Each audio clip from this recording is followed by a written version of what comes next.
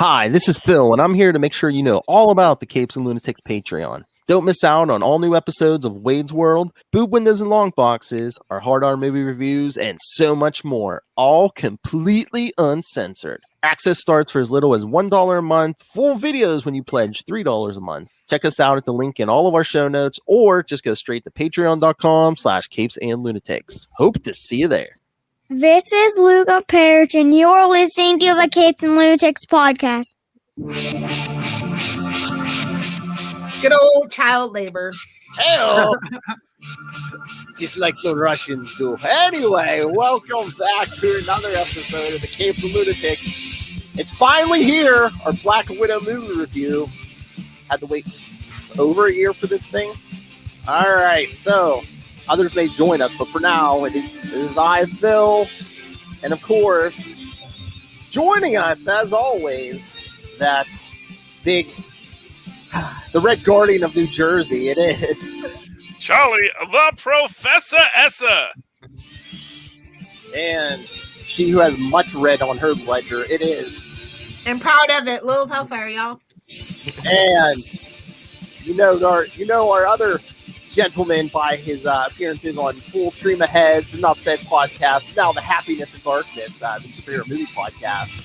My skinny rich friend. That's right. It's Maz. How you guys doing? Good. Hey, Maz. So glad to have you. So we finally get good to be here. Yes. think And I love when people get to see how handsome you really are. oh my! But I think people think I'm saying that as a joke. It's like, no, the man is just freaking gorgeous. You're making them blush, Charlie. That's my job here. Come on. He's a very pretty man. That's all I'm saying. Thank Okay. you, Charlie. Now everybody knows it. There we go. Anyway, so No, how did you behavior. guys see this movie? I went to the theater to see it. Right, Lilith? I saw it with my friend who's a reviewer. We watched it on a projection screen. Ooh, fancy. Charlie, how'd you see it? I first saw it in the hotel room. Oh, Because it came out it came out on Friday, which was our travel day, and then we actually Friday wasn't our travel day, but we just had a very long vacation. It was a lot of fun, but yeah, we took advantage of the streaming, and I'm still waiting to figure out what that the secret code is meant by having that little circle show up every so often in the middle of the screen, just circling. No, the actual Means your circle. internet's bad. Whoa, man, what could this mean? He was doing it on hotel internet. Mephisto confirmed, but I've watched it a couple times since then, and I will go see it. I'll probably go see it in the theater next weekend. I'm going to give him my money. Don't worry. But it's like, this was just the only way I could really watch it quickly and efficiently in the time frame I had. As soon as quarantine ended, I got back on my Regal Movie Pass thing, and so I can see as many movies as I want for free. So this was only like a $4 upcharge to go see it in 3D, and man, oh man, the 3D was worth it. The final scene benefits so much from it, like the bridges and whatnot are coming in your face, and people are flying through it. It looks amazing, and then the helicopter. It was just absolutely mind-blowing in 3D. And I actually think that's one of the most interesting aspects of these films, because I do think, because that's something Tristan was commenting on when we were watching it this afternoon, was that he felt that the CGI looked a little less interesting in 2D on the TV screen, but I would wager that if you were watching it in that 3D version, it's not gonna look as fake. I mean, it is obviously fake. I mean, they didn't really have Scarlett Johansson running down a burning building. I don't even know if you can do that. But if you're Tom Cruise, you can. Just saying. He's about to go. That's do only his because he's got the power of Xeno. So, and that's at Charlie Esser. Hey, I thought that was a compliment. Church of Scientology. That is at Charlie Esser, 2 E's in the middle. New Jersey. Do what I want to do. I actually meant that as a compliment. I meant that he is clearly whatever the gifts of Scientology are. They're working for Tom Cruise. I'm that kind of freak. He's a doing Kentucky well. boy. That is Kentucky boy magic. I refuse to acknowledge the Church of Scientology on that. That is Kentucky boy magic. Well, someone put the two together, so whether it is just that the great being Xenu sent a Kentucky boy to Scientology to be a fulfillment of Scientology, or if Scientology came to the Kentucky boy. I am not one to know. I am not the great Xenu or Zimu or whatever his name is. I am not that being of all things. I only know what I see. And actually, isn't Scarlett Johansson? Is Scarlett Johansson wrapped up in all that stuff too? Because no, she's a whole other flavor of trouble. She's a whole other what flavor is that? Being a woman in Hollywood, speaking her mind. I was gonna say, gotcha. spill that tea a little so far. There's no tea. She's just a strong-willed woman that speaks her mind. They don't like it. Hey, someone's gotta, Fortunately for her, she's incredibly good at what she does, so she can say what she wants. And if she doesn't want to do acting, I'm waiting on another country album. So whatever. I did not know she had a country album, and I actually usually follow country music. So, isn't she? I hope we continue to get to see her act because she's amazing. Yeah. Well, I don't think this is the end. I don't even think this is the end of Black Widow. They can say it's the end of Black Widow, but it's not the end of Black. If nothing else, we got to go back to the 80s and the 90s and the aughts and find out what else has been going on in the timeline. If Lady Sif can come back, so can Scarlett Johansson. Well, we saw her in the 80s in the beginning. She was catching fireflies. Yeah, well, that was the 90s. And actually, I realized that at first I thought that was 85. That was actually 95. Mm-hmm. Sliding time scale. Yeah, well, because then that puts her at what? Because we assume she's 13 there, and then it lines up with the way time flows. So it's like 2006 that she goes to Budapest and all that kind of stuff. So it works. Or not 2006, 2016, or when they do the 21 years later. So that's how That's a hell of a time jump, but okay. Well, when they're trying to get away in the beginning, I'm like, man, is S.H.I.E.L.D. really going to try to shoot them kids too? But then later on, they reminded me, and they're like, oh yeah, we stole something from S.H.I.E.L.D. Although it was actually Hydra at the time. I was like, okay, yeah, Hydra, that makes sense. Hydra would have shot them all dead. Oh, like the difference is that negligible. Hello. Really, it's like S.H.I.E.L.D. and Hydra, as Strucker says, it's just two sides of the same worthless coin. Hydra apologist. Well, it's just Hydra is trying to control the world. S.H.I.E.L.D. is trying to control the world, but nicely. S.H.I.E.L.D. is America. Hydra is the Soviet Union. Got the America does a lot. Robert Redford got the Charlie Esser. What I'm saying is that America is always the good guys, but America has done a lot of evil. Tell that to Haiti. Oh, well, not to get us off track. That's just the most recent. Look, I don't. Somebody's got to run the world, right? Somebody's got to run the world, and we have a vision for it. I'll leave it to my Chinese overlords. Thank you. No, that's my point. Like everybody's got a vision for it, and if I care about the vision I like, I should be on board. Oh yeah, and that's the idea, and that is the argument. That is the great. That's the great Captain America argument. We are a flawed nation, but at least we believe in democracy and the rule of law and human rights. And right. Yes, we fail in all those things all the time. Okay, there we go. Yes, but the idea is don't bring up those failures. Those failures are our own as well. All of us, we share in the blame of all of it. We can't just turn around and point the finger and expect not to say, "Oh, one pointing back at us," because we are a part of this. We benefit from all of it. So, I mean, as much as it's good to point the finger, we're all complicit in it as well, and we should understand our role in it and be responsible also. And to be fair, that is one of my favorite things about Alexei in this, about the Red Guardian. Is he is a patriot. He's got Carl on his right hand and Marx on his left. He is a big believer that the party should be a party, not a bunch of sourpusses. That this is the great communist revolution. why are you people acting like this is dour? Everyone should be embracing we the workers rising, you know? And he believes it. He believes in that glorious red ideal of the revolution, but like Captain America before him, not everybody who endorses that ideal believes it. And quite frankly, much like what's his name? I'm blinking on his name now. Elijah Bradley or Isaiah Bradley. When the ideal becomes problematic to those in power, you get put in jail for the rest of your life. And I think that is very much the parallel here. And that is the idea, is that there is this ideal that makes you a hero. And we can hear that when Alexi's talking to Natasha. And it's like, and you're not just fighting as an assassin behind the scenes. You are a hero. You're living what he dreamed he would be. He wanted to be the communist Captain America.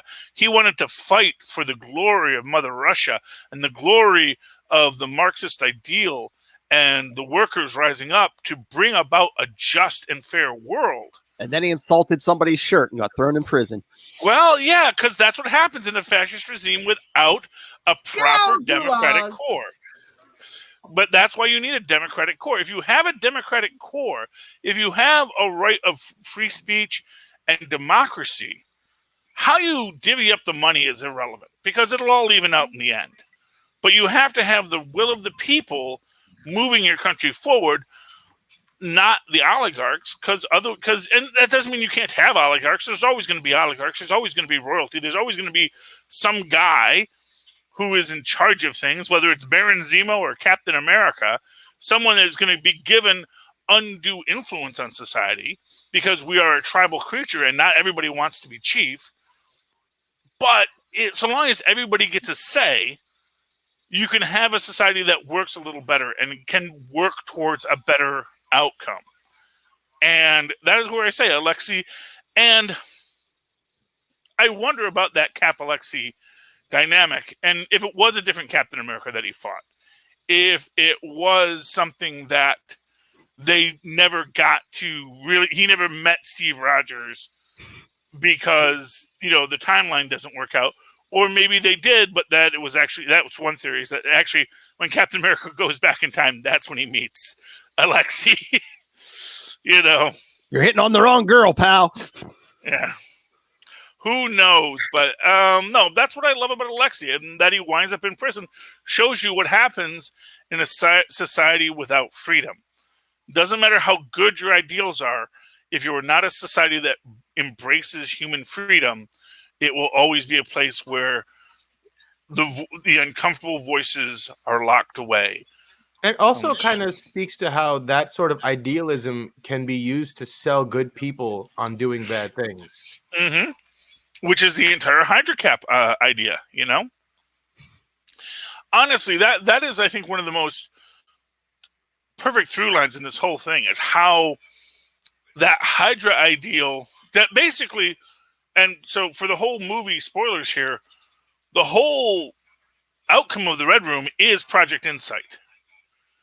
It is this idea of we have these elite mind-controlled MK Ultra assassins out there that we can send out as needed to tip the balance of power in the world as we need to, in the way that Hydra had done with the Winter Soldier, which was also through the Russians. So the idea that the Red Room isn't also a part of Hydra is kind of the laughable action. It's just one more head of Hydra in the Red Room trying to bring about this global supremacy. But the idea was, well, what's the most efficient way to do it? Do we do it in the shadows with our assassins? Do we just launch helicarriers and start blowing people up from the sky? But in all cases, it's how do we control this world? How do we keep these powerful voices that are idealists from shifting things into too much chaos in its own way, much like how the TVA is trying to control the universe over on Loki right now. And yet you also have this, brash young lady who is stealing temp pads, or in Natasha's case, stealing guns off of trained soldiers right away, because they're going to fight for what they want, because they will be heard. Much like Scarlett Johansson, as Lilith said.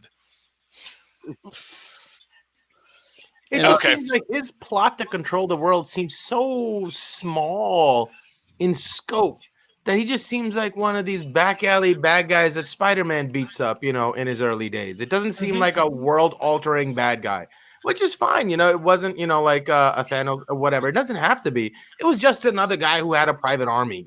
That's all it was. Yeah.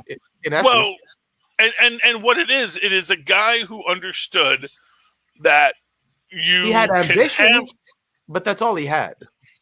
Well, what he had great power from the shadows. But the great power from the shadows requires you to remain in the shadows.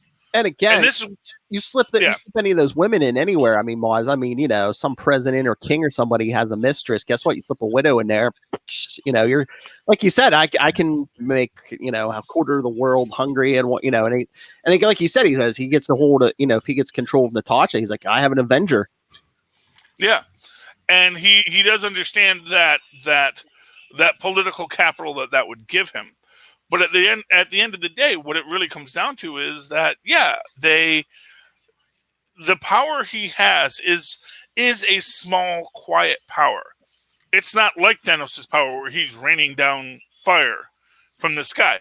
He is picking his battles and picking his fights, and he can say he is the most powerful being in the world because he can say he can cause prices to rise and fall, but really all those things are stacked on. He can't knock over a country. Right. He can just pull out. He just knows which card to pull to cause what is already a weak structure in itself to fall down. He knew when to keep quiet. Cause, like he said, right. They weren't going after Natasha because next thing you know, you're gonna have a Hulk slam through your ceiling. Yeah, because really they would, because that is the outcome. That if they ever did, and that's why it was better for them to let Natasha think Draco was dead. And then you have this very the figure out there telling the world, oh yeah, the Red Room's gone. The Red Room's gone. So he's like, yeah, keep telling people the Red Room's gone. Yeah, and although I did like the fact that they did bring that Loki, bring it back to Loki because it is Loki's universe. We all just live in it. That Loki called Black Widow out in Avengers about Draco's daughter. As she is interrogating him and he's interrogating her, it says, can you ever get that red off of your ledger? But then you have that counterpoint again with Alexei, where he is like so proud of how much red is in your ledger. Your ledgers must be positively dripping from all the people you killed. Oh yeah, Yelena, you're the youngest child assassin in the world. You're the greatest child assassin. This, not even, she's just the greatest assassin. And he is so honestly proud of them, of what they achieved. And, and again, it's because doesn't even matter to him that they were sometimes, or Natasha at least was fighting on the other side. Just the fact that they had a cause and were fighting for it and were warriors in that sense was enough to make him really, really proud of them. And within that, he also didn't know about the mind control, or that there was any more mind control than was done to him. Because that's an interesting theory that I came up with, is like, what if he actually never got the super soldier serum? They just hypnotized him to believe he was a super soldier. And that's how he became a super soldier, just unlocked his limitless potential just through the power of hypnosis. That's a little headcanon for me there. But that's why it was the only one that he could work on, because nobody else except this guy who just absolutely believed in the cause would be so able to be manipulated to just become a superhero because you told him the cause says you are a superhero. and that is why he is a superhero. All right, I got a really weird question. I don't know, no one else might have seen this, but especially like at the end there, from Dreykov, was anyone else getting like Russian Tony Soprano vibes off of Dreykov? I mean, yeah, it's the same kind of idea there. It's, I mean, is that the same actor all the way through? Yeah. Like, was he in a fat suit at the end, or did they just like digitally? Because they're gonna get that digital reduction surgery. They probably CG'd him in the beginning to look younger and stuff. Yeah, making him look like what's his name? Who's the coach of the Bears? Ditka. Ditka. Yeah, Ditka. Yeah, they made him look like Ditka. Unless they just CG'd his face on somebody else's body in the beginning or something. Yeah. Yeah, whatever they did, they did it, and it worked well. And that actor, I think he was fantastic in it. I think he really shows. Alexa, you mean David Harbour? No. Oh, no, you mean Dreykov. Yeah, Dreykov. Yeah. That he was the big small man. That he is so small and tiny on the inside, and everything is about him looking big and being scary, and getting that validation. Honestly, yes, I am scary, aren't I? Yeah. Aren't I? Yeah, and honestly, to me, favorite scenes is when Natasha says, I thought you could do that for me, but you really were just too weak, and she smashes her face to basically sever her. I don't know if that really severs the nerve. I hope that we're supposed to assume that she now has anosmia for the rest of her life. But honestly, I guess it'd be a minor inconvenience to do what she does. But and again, she broke her nose at some point because later on they show her like shoving it back in the plate. And I don't know if smashes her face, her nose is already bleeding. So it led me to think that there was something that they did beforehand to prepare for this moment. And then she finalizes that procedure by sending whatever was lodged in there to go further in and, sever whatever. Well, no, I mean, for whatever, but he was punching her. That's why her nose is bleeding. Oh, that's right. So he punches her several times, and she says, "What, you think I can't take a punch?" And she's trying to get him to hit her as hard as he can. And part of me in my brain is wondering, is he holding back because he knows if he breaks her nose, she's going to be able to kill him now? So that's an interesting chess match that you can do there. But I actually think he just wasn't strong enough to actually I don't think break he's that her face. I don't think he's that brave. Exactly. And I get the feeling that here's one of the most interesting things. This is something, and Maz will note this, because we see the Red Room back in Agent Carter when we meet Dottie Underwood, and we see them using Disney films to teach the children how to speak English, like Snow White. When they did this, there's only one that looks like Daffy and Daisy Duck, one clip of Daffy and Daisy Duck. Everything else is a Fleischer film. And I found that to be an interesting choice that was made when they do, at the very beginning, when they're doing the Red Room montage, and they show the cartoons that they're showing the kids, and there are all these 1930s cartoons, but they go from being Snow White and the Seven Dwarfs, which Dottie Underwood was shown, or actually not Dottie Underwood, but because she would have been too old, but the group of latest widows, which actually shows that the Red Widows probably date back almost to the, if not the inception of the Soviet Union, possibly even deeper into the Tsarist rule. That Dottie Underwood was produced by it. By the 40s, I guess that works. Well, no, because it's only 40 years, and I'm just thinking 20 years between 1918 to. They might use the Fleischer here just because the evil organization was using weren't using Disney cartoons. Just like. Well, no, but my point is that in Agent Carter, they did actively use the Disney cartoons, And there is still one Disney clip in this. I just found it interesting. It might also just be that obviously the Fleischer cartoons and Betty Boop in specific were way more scary. So that might have been that choice that they were making, that they said, no, we want this to look really scary. We want this to be that really scary montage scene for these characters. So we're going to do Betty Boop and actually it was Betty Boop and Snow White as well that they use in this, rather than the Disney Snow White, which they used in Agent Carter. So to me, it's one of these little subtle choices they make. I don't know if that's a corporate decision or if that's an artistic decision. Like I said, it definitely is a scarier.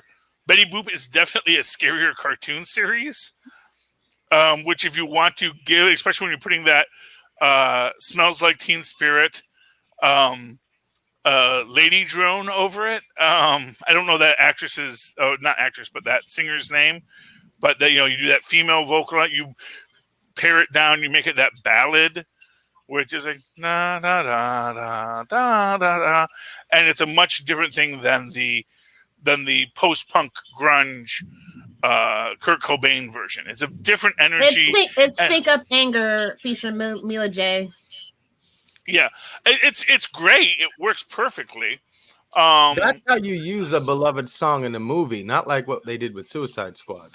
Yeah, they blew out the budget on the music. That's all. Like, Yeah. Well, we'll see how Gunn's Suicide Squad goes. Like I said. Like I said earlier, that Gunn is trying, because Gunn is saying, well, the first DCEU TV show is Peacemaker, because that's the one he's making. So he's saying everything else, that Arrow and Legend, that none of that matters for what the DCEU it doesn't, because it's not the DCEU. DCEU well, is exactly. the cinematic universe. But then he tries to play that onto Marvel as well, and because he says the first MCU television show is WandaVision. And it's like, well, it wasn't gonna be. Yeah. Well, no, it's supposed to be. I mean, it's the business. It's the business. But that's the question: is it the business? It's the ego. I don't believe in egos in business. Any business that is successful should not have egos involved. That's why pencils have erasers, baby. All right, Lilith, you're always one to call out these movies if you have a problem with them. What did you think? I don't know. This movie just felt like an afterthought to me. That's all. Really? It didn't feel like a normal MCU movie. It should have been earlier. What did you think was missing? The love, care, attention, actual. No offense to Kate Shortland, a real director. Oh, so what did you have a problem with? What scenes or what dynamics in it bothered you? I feel like a lot of the character dynamics just didn't go far enough for me. Like, I don't know, it just felt unnaturalistic, a lot of the performances, except for Rachel Weisz. I loved her, and I thought that Yelena Belova and that scene where he starts singing Bye Bye Miss American Pie, and she's angry with him, and she says, it was all, you all knew it was fake, but to me, you were everything. That scene didn't cut your heart open. I don't have a heart, but if I did, it wouldn't have. And they reconnect, and he starts singing her favorite song, and she sings with him, and they're being like a little father-daughter. I don't know, I was having a allergy attack, I'm allergic to heartstring pulling scenes. I'm just absolutely allergic to it. So that might be my problem. I don't know, because to me, I thought all those this should have came so much earlier. I think is my biggest gripe with it. And the whole thing with Taskmaster. I like the twist, but as an actual Taskmaster character from the comic books fan, where do we go from here now with that? Nowhere. Probably. I mean, you could use the technology and have a new Taskmaster, because it's like they kind of liberated her, Yeah. Well, and again, along the same lines. So here's the thing. She is finally free. So who Antonia is going to become? And she may be Tony Masters by the end of it. Quite frankly, she may be Toni Masters, because now that she's free, because clearly her evil father was controlling every part of her life. Literally. You know, in its own, like, even if he never raised a hand at her, he was clearly an abusive father, you know? And so now that she's finally free, in fact, she even says, "Is he gone?" And it just shows how much she has been abused her entire life. So she may be much more in later iterations, much more the Tony Masters that we know. It just felt more Cassandra Cain than Tony Masters. That's all. No, yeah, but that's because we're getting, like, I mean, that's the thing. And to be fair, we only know about Tony Masters because someone finally decided to do a Tony Masters comic book a couple of years ago. That prior to this, he was. Well, and that would have been totally cool. And I guess that's why they had the whole big secret about it can't be, you know, put into print on the Wikipedia and stuff until that movie actually premiered that Thursday or whatever. Yeah. And who she's going to become, that's something that we'll see later on. Because let's face it, you know, we already know we've got that push button fix-a-face mask, so she can look like anyone she wants to. She can, so we don't even have to play a Deadpool storyline with her. And once she can be free, and once she can just start kicking butt whenever she feels like it, suddenly the entire story can take on a whole new arc for her. So who that Taskmaster is going to be, because let's be clear, the end credit scene, which I'm said was added after, which I think is great. It makes me wonder what the original end credit scene was supposed to be. And we'll probably get that in the We'll DVD. find out on the deleted scene, yeah. Yeah, exactly. But that they added in, what's her name? Julia Louis-Dreyfus. Julia Louis-Dreyfus. I'm trying to remember her comic book name. And Val. one of the few people. Yeah, Val. Valerina, the Contessa Valerina. Contessa de Fontaine. Yeah, since this was supposed to come out, this was supposed to come out last May. I mean, yeah, they said that was going to be her first appearance. Yeah, and then he was going to show up later in Falcon. Oh, see, I had actually heard that they actually added that scene because it came out later. Than there was originally another end credit scene that you weren't supposed to get Val until that Val showing up was supposed to be a big. And who knows? I mean, honestly, who knows? Because it's all rumor and innuendo. Because the final cut is never cut until the final cut. But here's what I will say for that. In that scene, you get a couple of things that suggest that, one, Val is already active in the new Black Widow's life. Has some wicked allergies. Yes, she has wicked allergies. She's allergic to the Midwest, because who isn't? No. Actually, I will say this. I went back to the Midwest on my summer vacation. Actually, my allergies were pretty better. So, but then again, I'm from that area, so maybe I'm just immune to those toxins. But, you know, you get this idea between Falcon and Winter Soldiers. We are building our Dark Avengers. And if she shows up in the last episode of Loki, so, you know, we kind of need a god, too.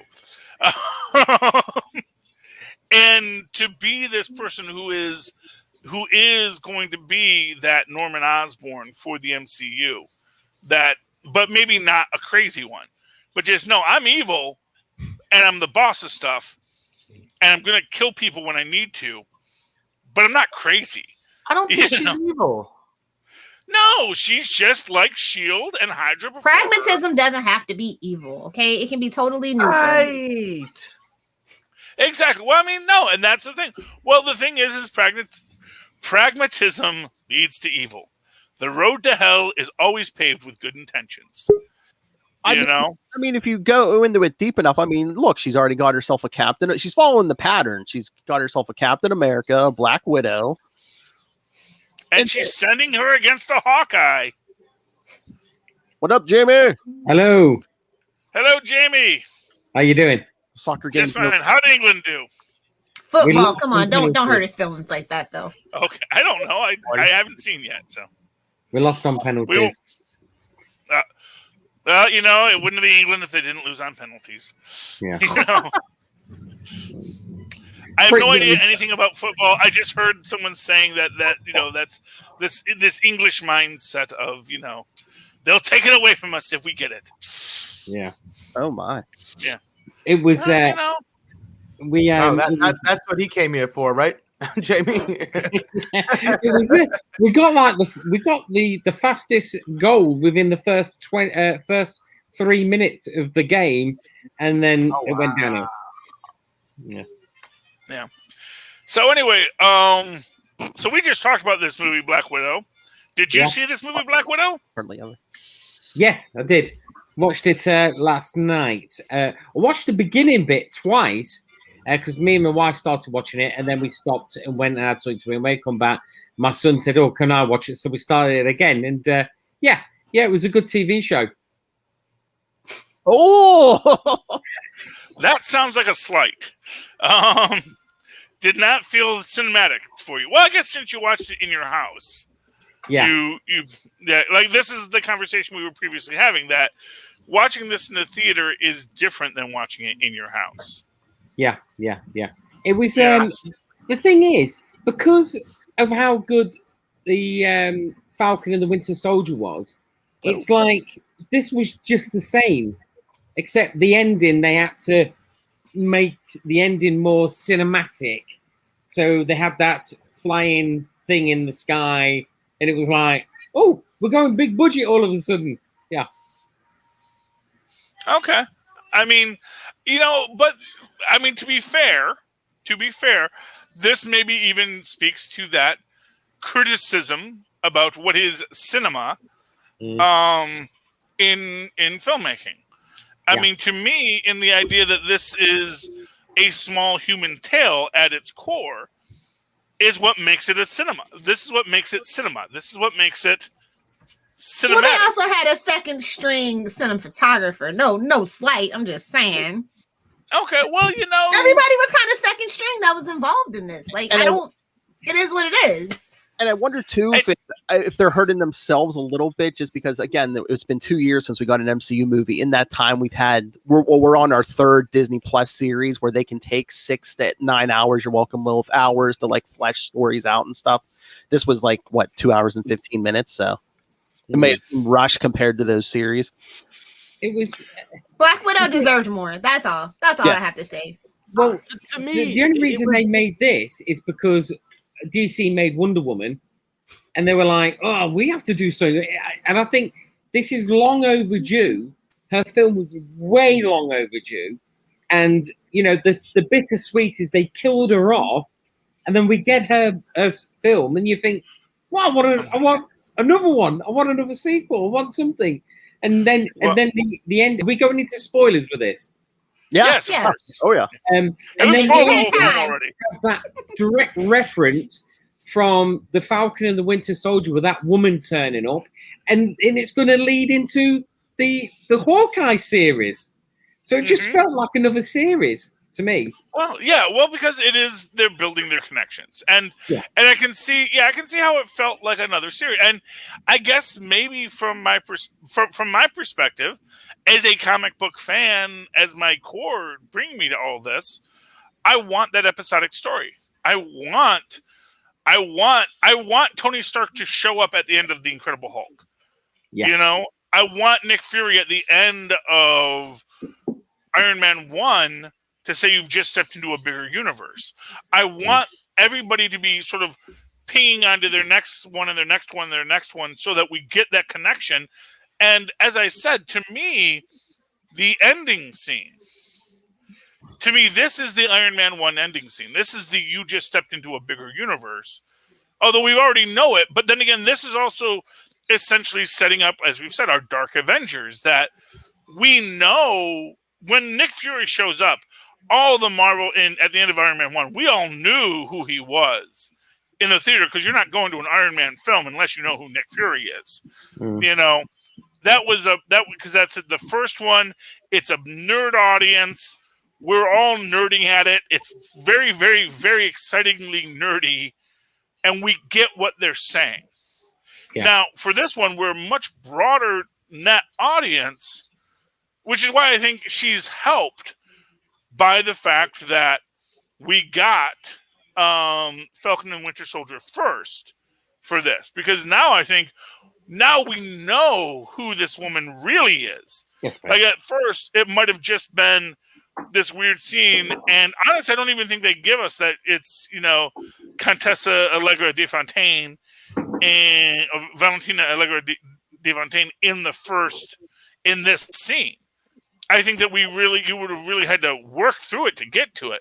Now we know who she is. We know that she's up to no good, or maybe her own version of good. She's being Nick Fury.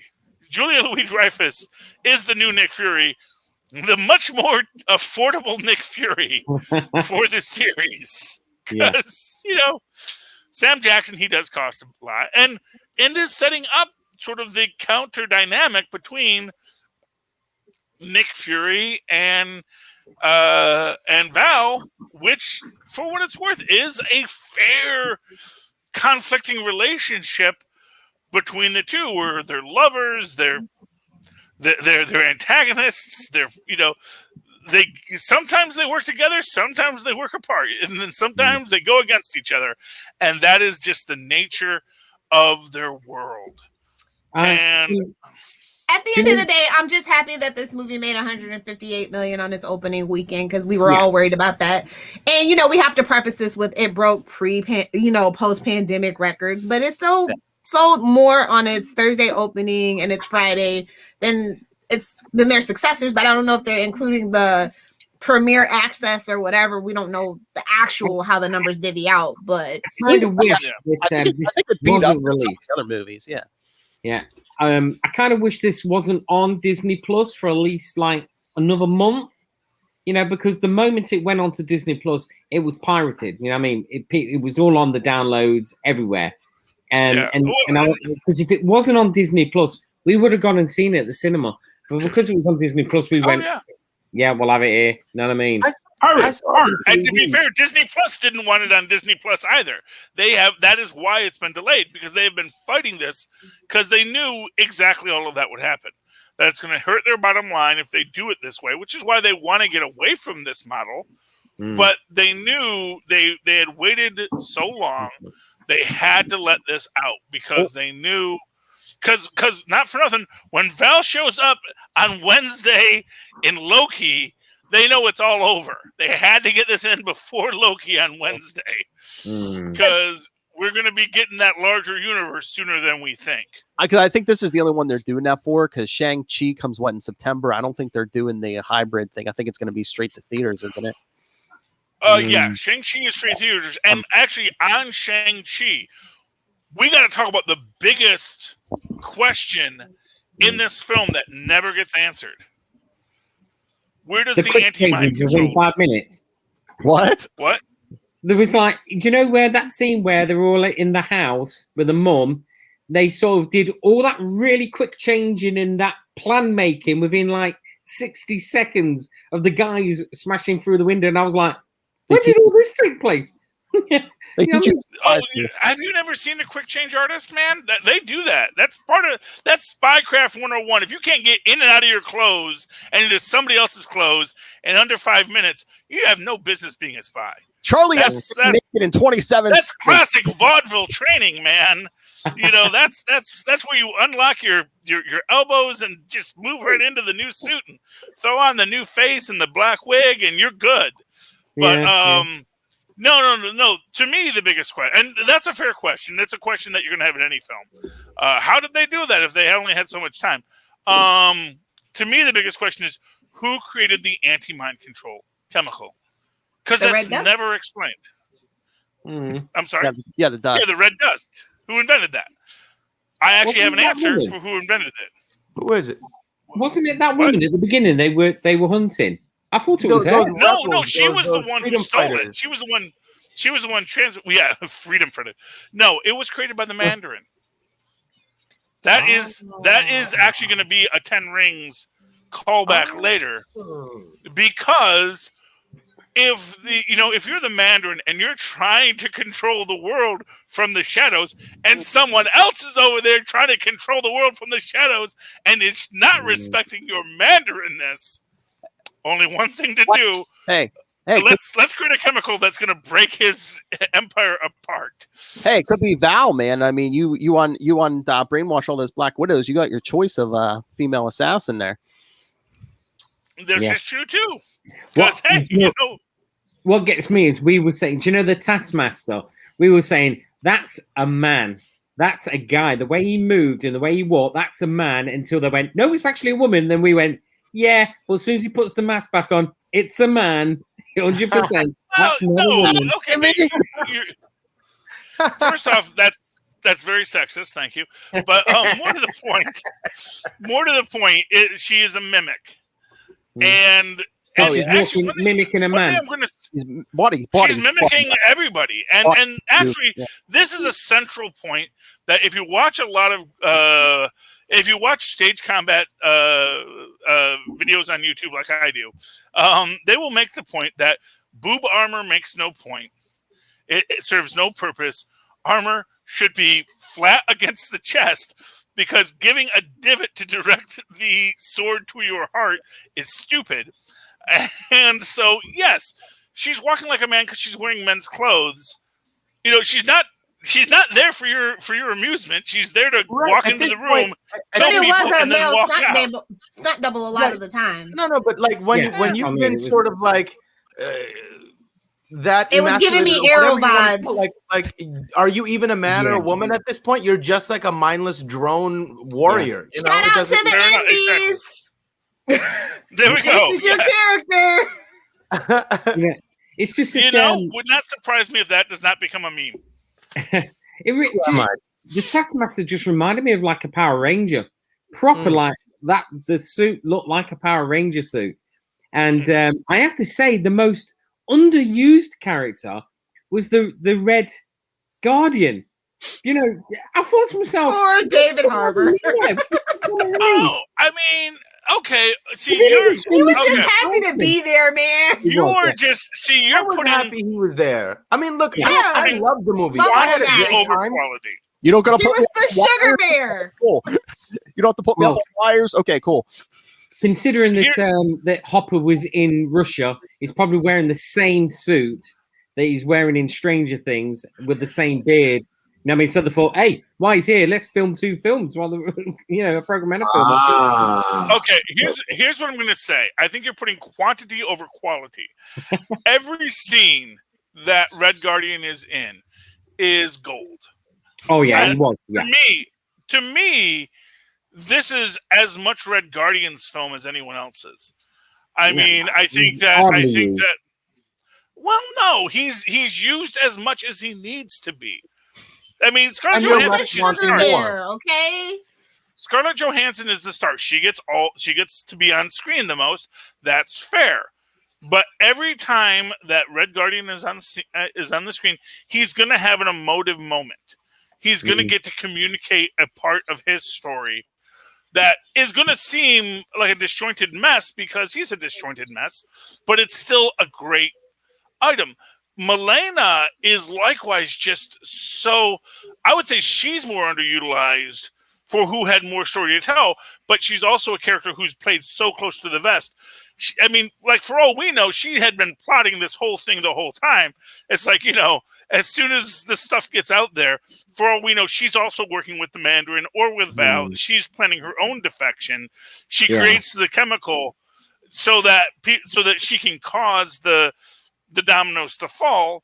And, Red Guardian, he's just this great big old lummox who's great and trusting. And that's what is so great about him is he's trusting. The downfall of being overly patriotic. Exactly. Well, that's the thing. That's the thing. That's his story. And so, I mean, who really I think kind of gets short shrift, but I think we'll get her more in later stuff, is it's Yelena. So Yelena. To me, the movie was about 2 things. The movie was a simple movie about a family and how they relate to each other. And in that respect, it was moving and it was worthwhile to go on that journey with them by the end for me. They came back together. They have to go their separate ways, but they came back and they sorted their stuff out with each other. She's fine with her dad and she knows, hey, I do have a dad. that was powerful. And that I do have a sister, and that was powerful for me. That's really what the story was about. And the second thing this movie was really about was introducing the new Black Widow. And much like a fighter has to go fight the new guy and lose to him to pass the torch to say, hey, this is the new best guy. It was much like that. She had to come and Natasha had to give her blessing to say, hey, this girl is all right. And they showed her this deep moving story. They made us feel for her. Like that moment where she tells, the Red Guardian, you were everything to me. We felt for her and we were on board and we felt her plight. We were like, hey, we were on her side. And now she gets to be the Black Widow and we might be okay with it. And I think that was the purpose this movie was serving. Yeah, it's definitely a torch passing out of necessity. Do you think that, that Natasha can come back? Oh, yeah. Because it's a comic book. I mean, it's based on a comic book. Anybody can come back. Except for Uncle Ben. You got to stay dead, homie. To get, it's only because he's really Mephisto.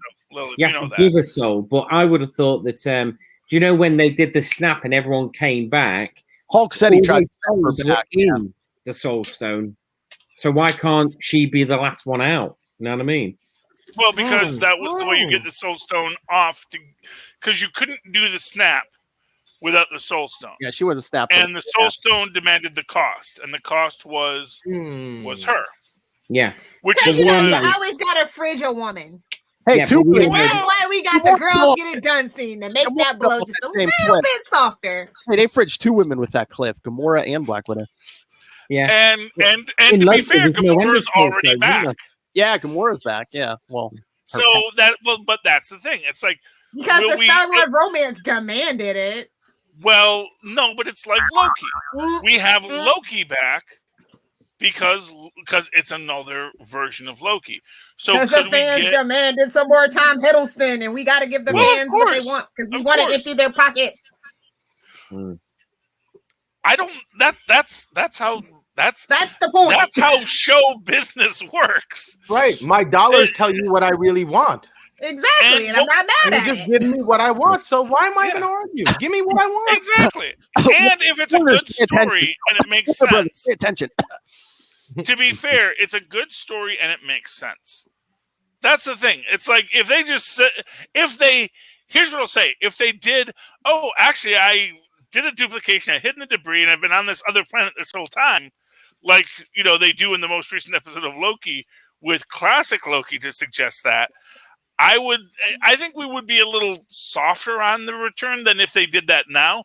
Or if they just have current Loki Tom Hiddleston show up in 616 and just say, I'm the Loki now, buddies, and run through his storyline from there, because he knows everything that has happened, and depending on what happens in episode 6, we'll get a lot of that kind of storyline integrating to it. I think the idea of him coming back into the MCU as the return of the Loki is a real possibility. The Loki who skipped the whole Dark World, like many people thought they needed to do, as it turned out was like the central film of the MCU, which I think is just such a great gag in the whole concept there that, that whole MCU thing, that whole Dark World that nobody liked, we made it the centerpiece. Oh, but now the Loki that comes back actually just skipped that whole thing. So that's going to be that, and I can totally see them doing something similar with Scarlett Johansson. Either she comes back because it's a time variant Scarlett Johansson who shows up, or or we do flashbacks. We go see. It's a multiverse of madness. I tell you, a multiverse of madness. And that's the thing. It's like depending on what they want her to do, she'll come back. She'll come back for the money and the story. Either she'll come back for money to do a small thing, or she'll come back for money and a great story and do a big thing. No one comes back for story. They always come back for money. We need the money. No. I said story and money. So yes, it'll be money and a small thing. Well, she's free from the shackles of Whedon, so there's that. I mean, well, exactly. No one wants to look at her feet at this point, so that's fine. Although that's an assumption, depending on who they hire next. Let's face it, it's showbiz people. Well, it's Oh boy, that kind of freak. I think Marvel is intentionally giving that guy is. Why don't you go do your own films? You said you want to do one more. Go do that one more. It's like, great, you have fun, sir. It's like everyone loves you. Let's keep it that way. Because the bigger profile you give yourself, that's just the closer you're going to get to someone knocking you down. Because that's the thing. If you have that stuff in your past, and I'm sure he has something in his past, he's got that look. That's all I'm saying.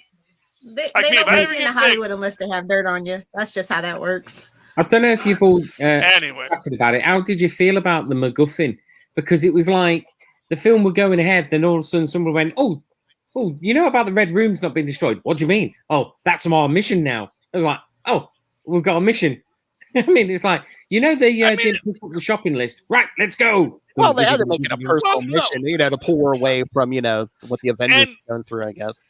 And it makes sense in the concept, which is like, oh yeah, she thought she destroyed it when she thought she killed Drago with Drago's daughter, because that's why Drago's daughter was a thing Loki could manipulate her with, because that was an innocent she killed. She took an innocent's life to kill what she thought was a greater evil.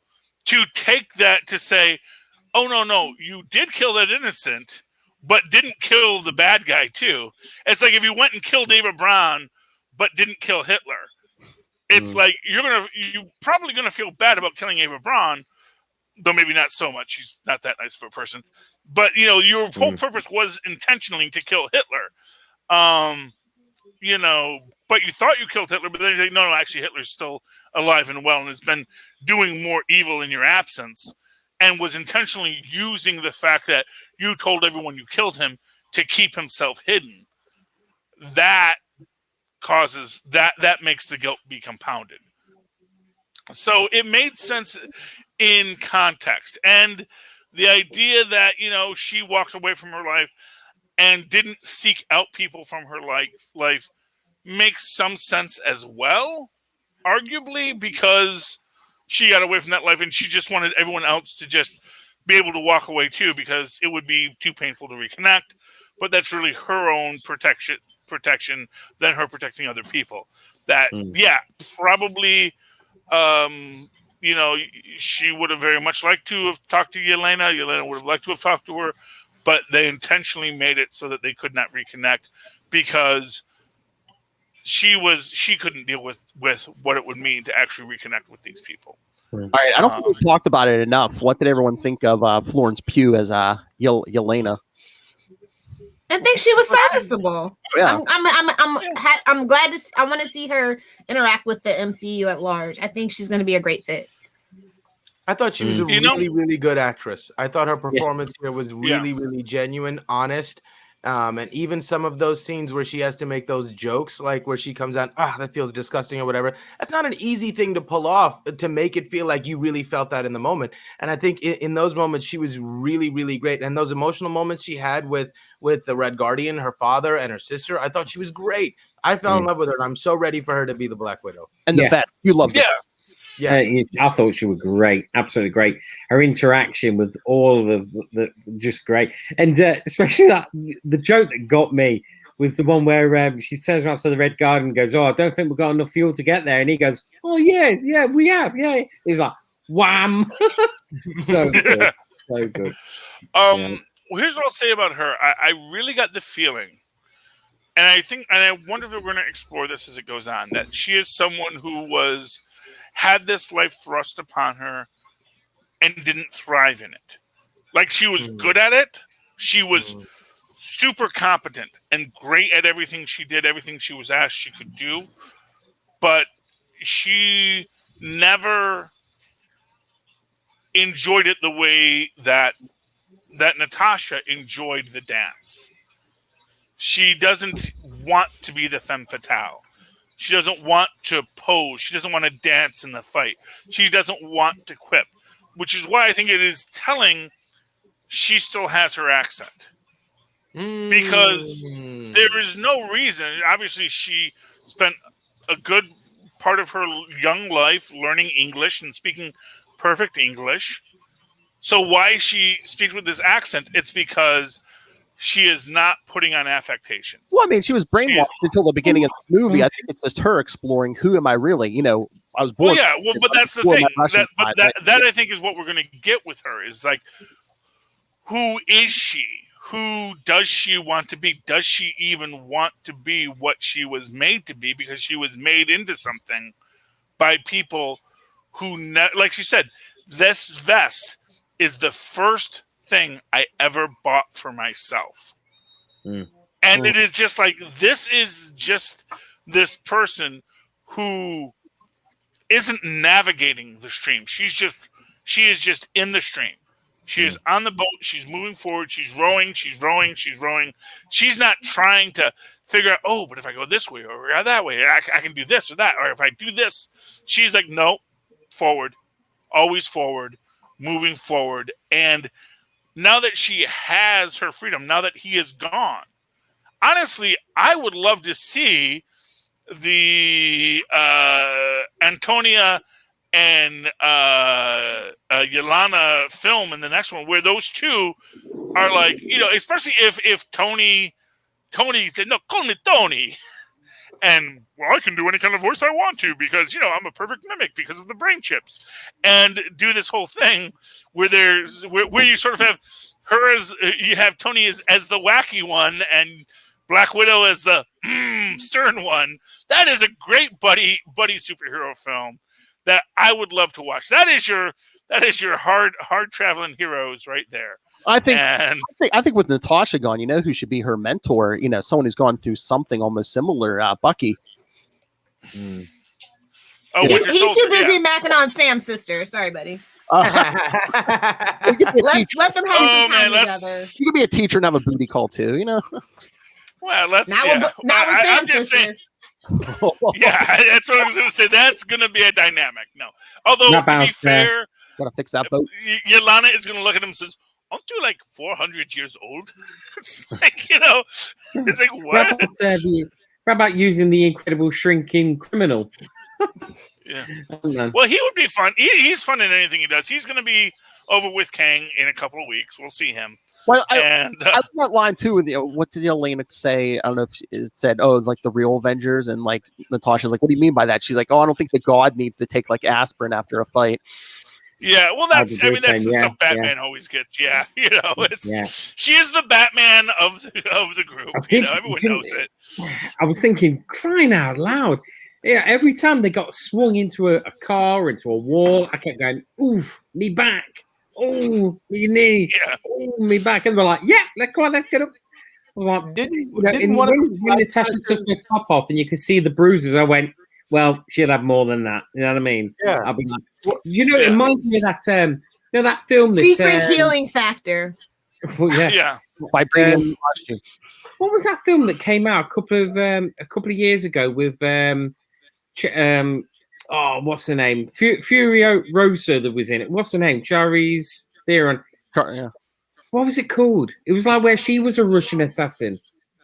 What's her name? Oh, Sparrow something. Charlize Theron. No. Charlize Theron. It was based in the 80s. Was it the Blonde Dynamite? Yeah, it was Atomic Blonde. Atomic Blonde. Basically, Great movie. This film was like that. It even, do you know that? Where they had that fight in that building? It was the same building.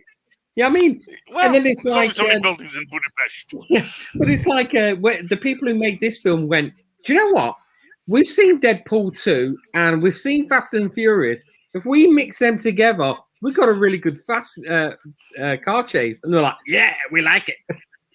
Yep. Yeah. Well, you know, I mean, car chases never go full Fast and Furious. I can say that because I'm a fan of the franchise. That's much more reference to the motorcycle chase in Terminator 2. So, I mean, never go full Cameron either. Oh, yeah. There's lots of variations. There's lots of ways you can break down the story. I mean, here's the thing: there is not. It's sort of like the infinite limited, the infinite finite curve. We will say that there's only so many different ways you can shoot a scene. Eventually, you're going to find out that even if you had never seen it before, you're going to shoot that scene in a similar way in the infinite finite curve of how things can be done. There's only so many different ways we can do it. We're going to do it at least one of these ways. And so we're going to walk through it in this scene. And so, yeah, we want a motorcycles chase. We want a person with robot eyes chasing them. It's going to have a bunch of things where someone's going to say, oh, that's just like that thing. But, it's it never was really... pretty cool. I really did enjoy it. Yeah, it was fantastic. Honestly, I love that they're just... That Taskmaster is just driving just an insane armored assault vehicle. Yeah. You can get them from Enterprise. About £50 a day, I think they are. Yeah, honestly, what I'm going to tell you right now is like that reminds me much more of the retrieval drone in Heart Beeps than anything else. Have you ever seen Heart Beeps? Yeah, it's just this idea of a gigantic robot that just chases down rogue robots, and it's driving through. No magnets were used during the making of this film. Yes. But that's the idea. Is like, no matter how you slice it, there's always going to be something that's going to be reminiscent or derivative of something else. But I enjoyed it. Like I said, you can say, oh, it's kind of a TV show, or it's kind of this, or it doesn't have that. I think at the end of the day, it told a good know what story. I can't wait for, Charlie? Is the Rick and Morty parody of this movie. Yeah. I don't know. Rick and Morty kind of, I feel, lost its edge. Ooh. I said it. Oh, man alert. Look, Planetina was... Old man alert. Planetina was okay. Loved it. But, here's what I'm going to say. I don't even think they ever even resolved anything with Planetina.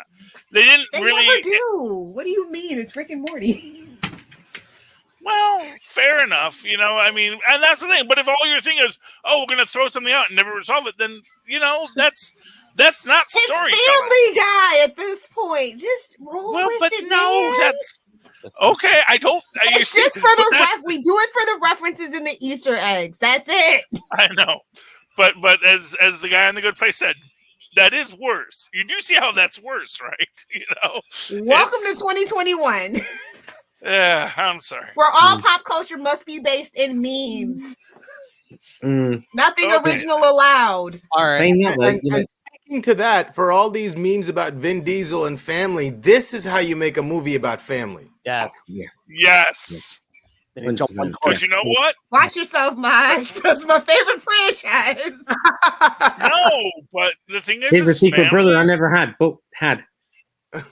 Family causes problems, and family is not always people that you like or agree with. But family supernatural. Blood doesn't end with family doesn't end with blood. Thank you, Bobby Sinker. Well, that too. But that's the thing. You can have found family, and you can have, and really, this is a found family too. They're not even really all a family. I mean, I would love for them to find out who Ivan was. If it weren't for the fact that Yelena didn't know, that at least to some person it was real, that sort of tied them all together to this obligation that existed only in a false sense of this reality, but it was there, and I think that's what kept them all together. If Yelena hadn't been fooled into thinking that there wasn't something real, none of the other ones would have felt obligated to make it real, to maybe fool themselves into thinking it was real. I think that's an important part of their story. I thought it seemed to me that they were there a lot longer than 3 years. Now they said, "Oh, I was only there." It seemed to me they were there 10 years or something. Well, in the photo, I thought Milena didn't know that she was a Russian operative. You know what I mean? Well, I remember when Natasha was saying, they took some of those pictures in the photo album, I guess, before they left, like the backdrop. If someone walked in there, trying to fool that visa agent. They would have years of fake pictures and memories and stuff. So, but it would have been nice if they gave us some sort of the building of what Yelena was clinging to. Yeah, that there was something there, that they had those moments. They gave us some. They didn't give us any of that family moment in the beginning to warrant the kind of connection and obligation that everybody felt to it. Well, and I think to the extent it's the idea of the one you have to protect, because arguably that is what family is. It's again Cassandra Cain, birds of prey. Well, fair enough, but there's the idea of the one you have to protect, and that is this one girl that has been taken out of the Red Room to live a human life for this period. Because even, Yelena and Natasha aren't even related. But they were just paired because they matched, they looked enough to be sisters that they put them together for this mission. And for these 3 years, this 6-year-old child had a life. And everybody there, as much as they might not want to, or as much as they want to be professionals, still had this bond to this 6-year-old child. Yeah. I mean, and, she's young enough, and she was probably an orphan her whole life. All of a sudden, even though it's a mission, she has a mother, her father, someone is tucking her in at night, someone was feeding her, Again, what do you send someone to on a spy mission? They're 6 years old. Well, actually, and to be fair, 6-year-old go to school. Okay, go play. She was 3 years old when she was sent on this spy mission. So really, she has no, because you start to form memories. Yeah, that's all the memories. At 2 or 3. Yeah. All she has is the 3 years memories, which actually makes the photos impossible because they wouldn't be able to take pictures of a 6-year-old. It's Photoshop, baby. Photoshop's magic. You know what I would have thought would have been really aging, cool. regression and progression software and stuff like that. I think what would have been really cool that the girl who played Natasha, what's her name, Eva. Imagine if she wasn't Natasha, but the younger girl was Natasha, and they brought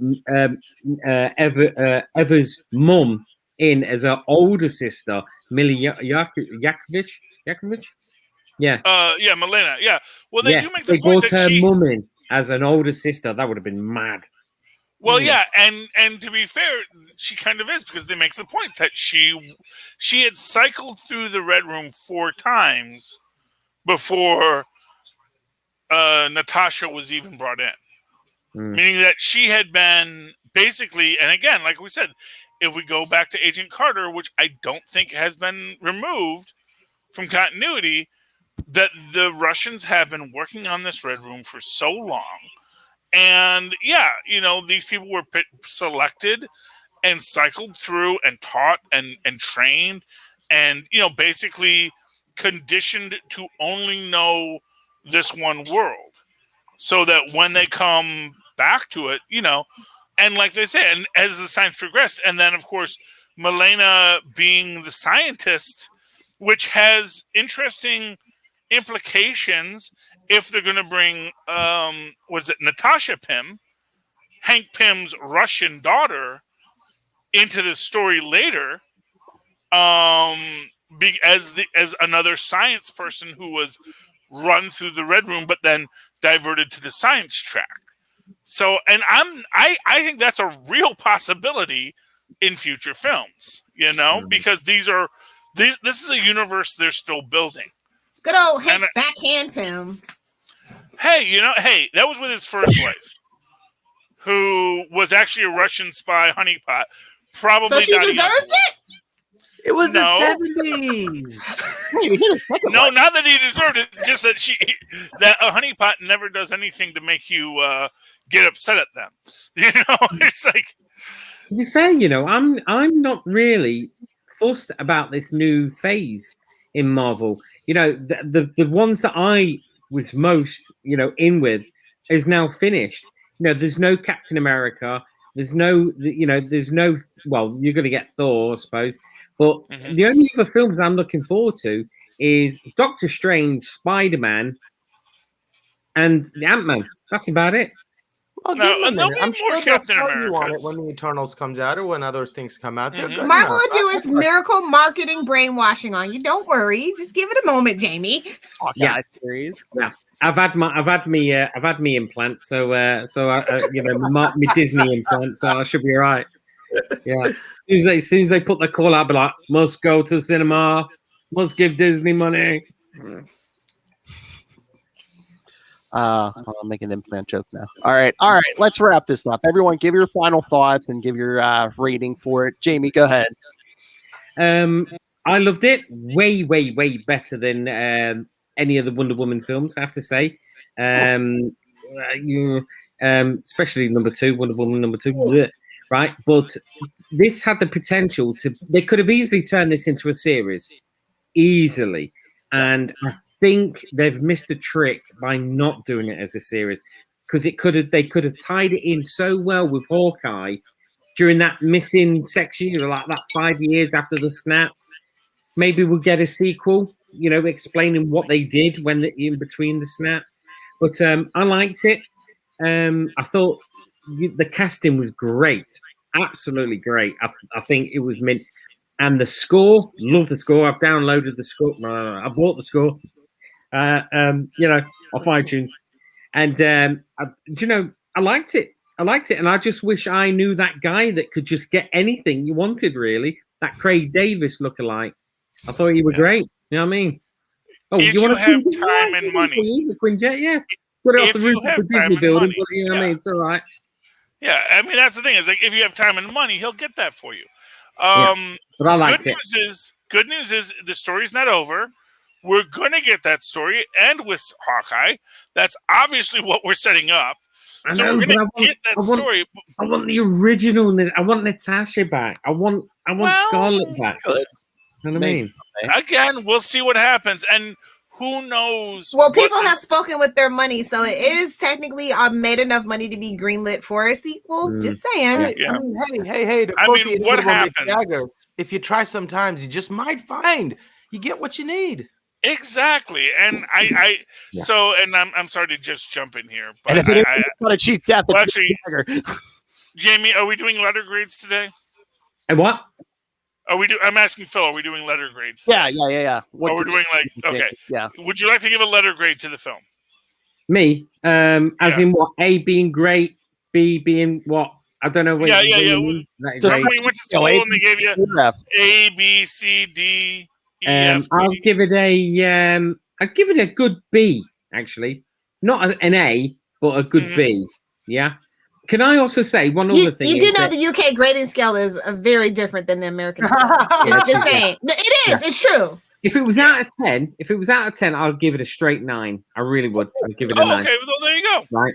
That's but the other thing that I wanted to say, about when I was saying about the Soul Stone, is that when Natasha jumped and she was splattered on the floor, and the guy went, "Ooh, that's a bit of a mess."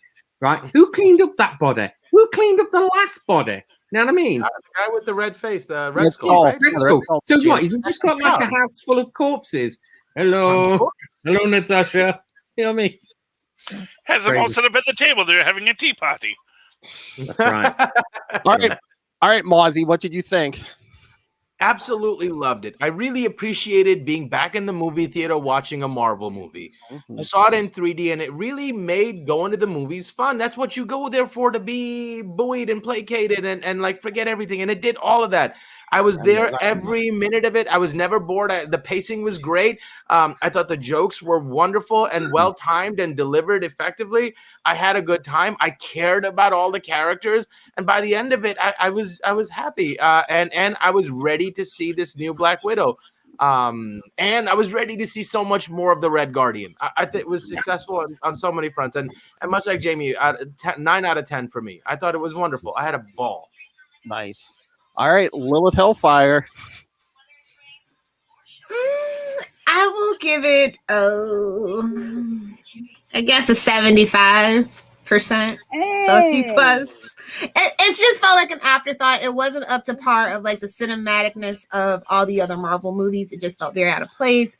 Everybody behind the scenes was very much second string. I just didn't appreciate that for my send off for Black Widow. I just thought they could have done a lot more. That's all. Are you basing that on just who they hired or the visual quality of the film, how you reacted to it objectively? Yes, how I reacted to it objectively. It just didn't have that Marvel cinematic flair for me. But if you take it out of the Marvel universe, it's a decent film. It's a B+. But in the Marvel hierarchy, it's a very average movie. I felt like it was sometimes it was like low budget and then suddenly high budget.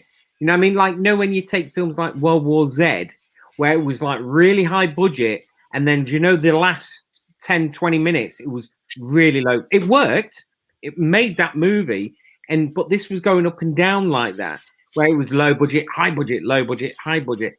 And they also kicked off one of my favorite composers too to replace the guy that replaced him. He's okay. I like the score, but I think that the other guy could have done a lot better. Who's the other guy who was going to do it? I want to say it was Alexander Desplat was the original guy. Yeah. Lomboff, he was really good. He did all the Assassin's Creed games. I know, but I don't like his style as much. He's literally the best thing about the Twilight soundtrack. He elevated that soundtrack. He does amazing. He's right up there with Ramin Djawadi, who does Person of Interest and Game of Thrones. Like he's right up there with them. Do you know the other thing I've just remembered now? Do you know when that helicopter landed? You know when they landed in the helicopter, it just fell to the ground, right? And they got out and they started walking and talking.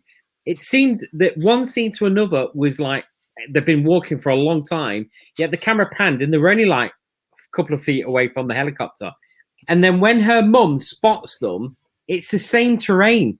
It's the same terrain. It's got the same flowers in front of them. So it's like, well, that will look it. They just landed right next to her house. Yeah. Hey, he was almost right. They almost had just enough fuel to make it. Hey, yeah. But yeah. But I mean, I liked it. I mean, yeah, I think they could have given it a little more Lilith, but I mean, I did enjoy it. Yes, but I'm giving it a B too. I thought it was a good send off. Yes, there could have been a little more, but I enjoyed what I saw. All right, Charlie. Oh, my book. Oh, actually, anyway.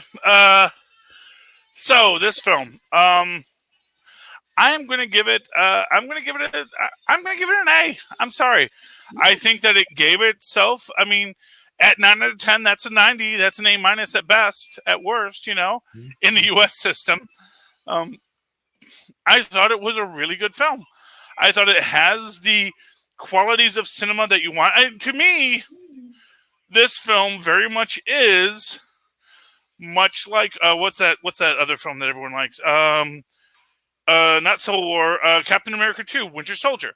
It's this, it's the same threat. This, and like to me, the worst thing about it is that it's the exact same problem with Winter Soldier, except it exists in a world where insight already exists, and that's the problem, that they have this insight, they have this mind control, they've gone further because there is this regime that is evil, that is doing these things. And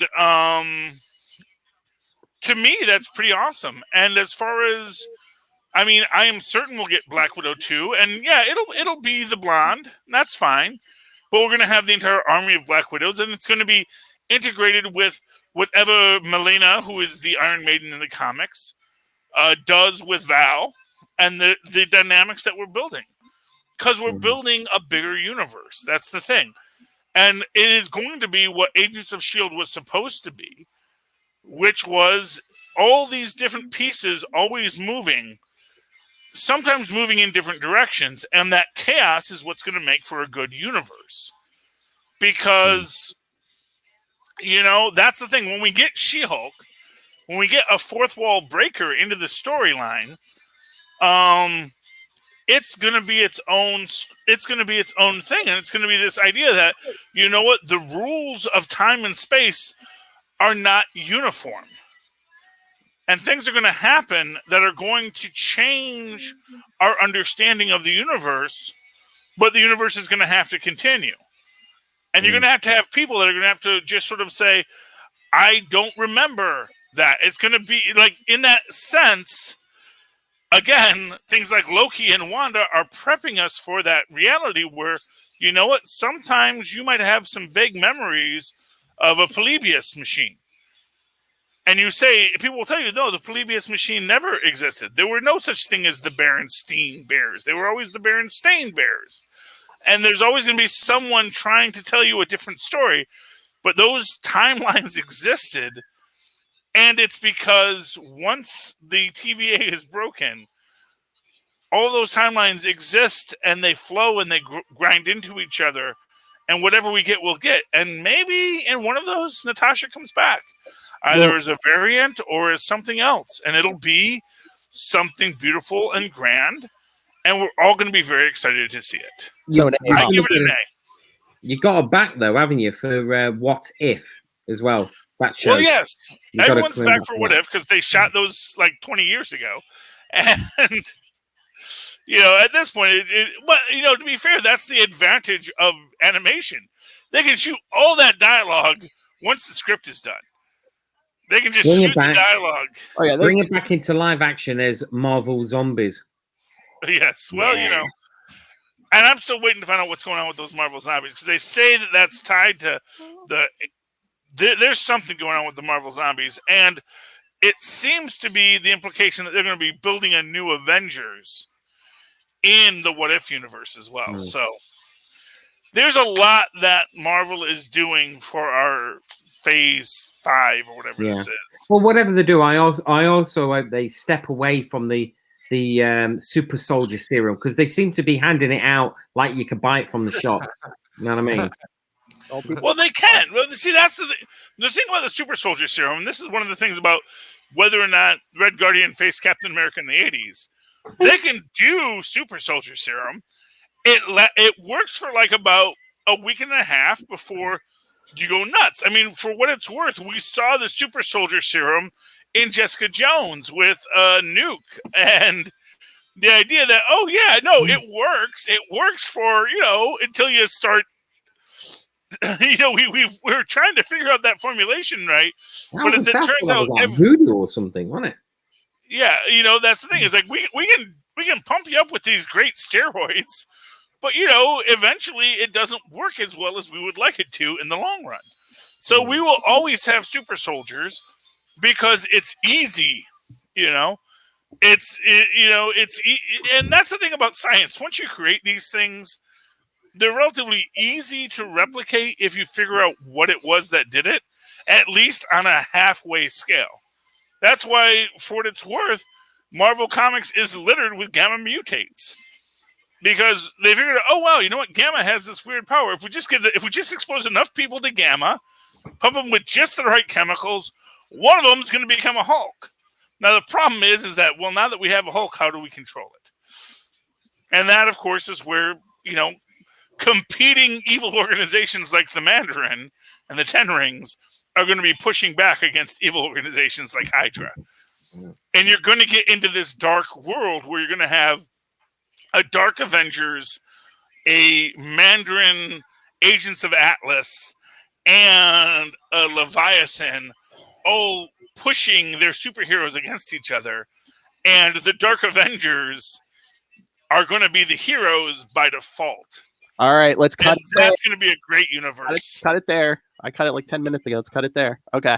Oh, I'm sorry. Jeez, I thought that was a good revelation. I thought that's a good prediction. Final thoughts, and you've been mark my words. Okay, thank you. All right, everyone, send us your thoughts on Black Widow. Everything coming up in the MCU. Email us capesandlunatics@gmail.com or call the voicemail 614-382-2737. That's 614-38-CAPES. And remember to find all our social media, the YouTube, the Patreon, the merch, all at Linktree, linktr.ee/capesandlunatics. And please remember to go support all things Southgate Media Group, southgatemediagroup.com. Go check out the Southgate Media Group Patreon. Go pick up Pod Life, the book, now in digital and paperback, and pick that up on Amazon. When you do, use the link for Southgate Media Group right down there in the show notes. Help us support this show, the network, and that brainwashed man himself, Rob Master Doom Southgate. Make it rain, so says Master Doom. Mark my words. That's how you did. Okay, Jamie, where can people find you and your shows? Well, you can find me on social media and on Twitter and on TikTok, I think, with Ghost Heads UK podcast. And also my Star Wars one is radiofreeendor@gmail.com. Now, I've just put the latest episode out. There might be a little bit of time difference until I put the next one out because my PC went up in flames. So I'll be doing everything off this laptop from now on. Yeah, that's where you can find me. Social media, Radio Free Endor, or Ghost Heads UK if you're into Ghostbusters on social media. All right, Moz Manzoor, you've been doing a bunch of podcasts. Where are you at these days? Well, people can email me at mozmanzor@gmail.com or find me on Facebook under Moz Manzoor. And I'll let Charlie tell you about the shows that we do together. Well, yes. We'll get to that in a minute, but there's also the third show, which is what was the third show that he did? Happiness and Darkness, the superhero Happiness and movie podcast. yeah, That's right. that one. Yeah. Maz, he's pretty. Gotcha. He doesn't do the business end. He doesn't do the I'm not business very end. good at that. That's okay. He's That's okay, Maz. I know. He's pretty and he's smart. You can't ask him to handle the books too. Okay, it's like we have. I barely handle the books. That's your job, Phil. You do your job. We'll be the pretty ones. Okay. All right, and another pretty one. Love Hellfire. Where can people find you and talk smack on the MCU? Unmute. Yeah. If you want to find me on the interwebs, you can find me on Twitter at Lilith Hellfire, on Instagram at Lilith Hellfire69, and of course on TikTok, not making content. Don't get excited, at Lilith Hellfire69. Good for that release. Okay, Charlie Esser, let it rip. Wow. You can always write to me in that old-fashioned email way the way our mothers and fathers once did at superconnectivityblog@gmail.com. Listen to me and Maz every week on Super Connectivity. No. On Full Stream Ahead, enough said. Listen to me and Phil on Super Connectivity. And then Happiness and Darkness to come back to Maz, because apparently I've got to do that now too. And of course, you can always follow me on Twitter as I live tweet things Sunday nights at I guess 8 is when Legends of Tomorrow's come on. So I guess I'm going to be doing that at Charlie Esser. That's CHARLIE. ESSER. Look for the 2 E's in the middle. For what? For quality. Bing. Thank you, Maz. I didn't even have to hit the button this week. Nice. That's how you make a team, because you feel each other and you flow with each other. Ew. That's what's good.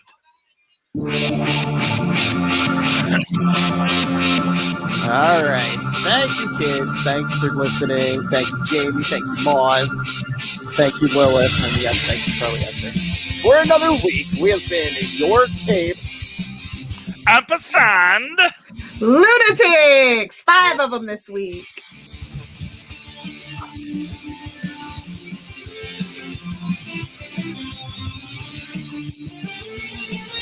What?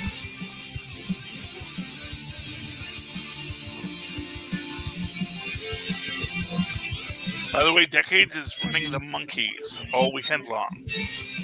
If Who are that they? interests you.